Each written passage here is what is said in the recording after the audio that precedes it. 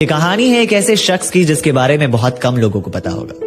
एक बार की बात है, रमेश नाम का एक जवान जिसकी पहली पोस्टिंग सिक्किम के लिए हुई थी। वो जिस ट्रेन से जा रहा था उस ट्रेन में सभी आर्मी के जवान थे, लेकिन उसकी बोगी पूरी खाली थी सिवाय उसके, और उसके सामने वाले सीट के नीचे 2 बैग रखे हुए थे जिसके बारे में रमेश को बिल्कुल भी नहीं पता था।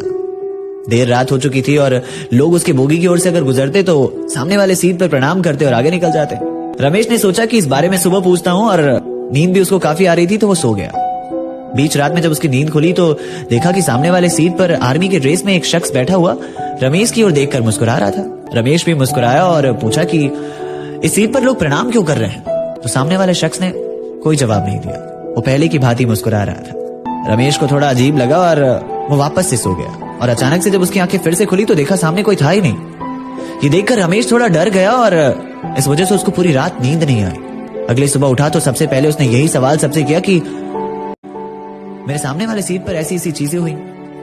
तो लोगों ने बताया कि ये सीट बाबा हरभजन सिंह की है। हरभजन सिंह की पोस्टिंग इंडो चाइना के बॉर्डर पर 1966 में हुई थी, और एक ग्लेशियर में फंसकर 2 साल में ही उनकी मौत हो गई। जब 3 दिन तक उनका शरीर नहीं मिला तो लोगों ने उन्हें भगौड़ा साबित कर दिया। फिर एक रात वो अपने दोस्त के सपने में आए और अपने शव के बारे में बताया। जब सोल्जर्स ने इस बारे में पता लगाया तो उनका पार्थिव शरीर बिल्कुल उसी जगह से मिला।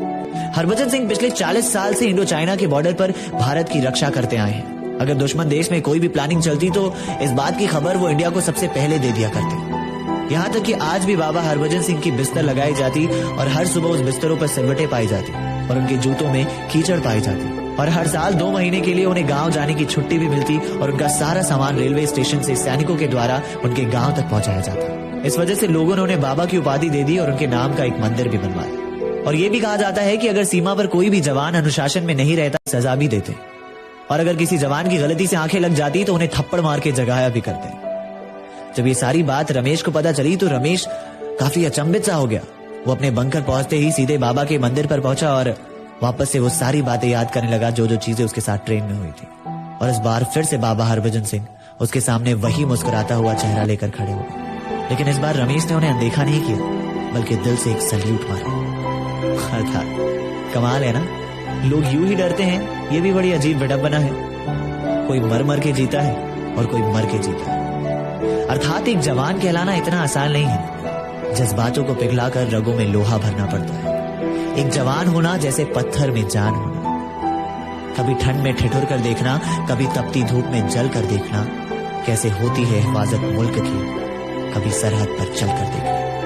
We really really really proud on you Indian army. जय हिंद।